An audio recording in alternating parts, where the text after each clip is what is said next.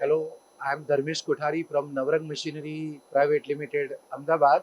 We make machines for woven sack industry, and we export our machines to more than 40 countries. Basically, we are making extrusion lamination plant, cutting, gazette, tuber, pinch bottom, all related to woven sack industry to make the woven BOPP bags.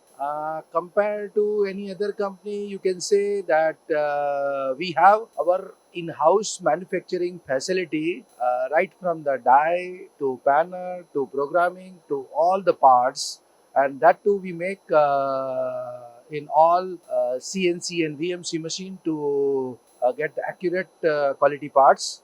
Basically, we are having good market in southern region, and slowly we are getting good inquiry from Andhra and Telangana. So we have taken part, and the response is good. You're welcome.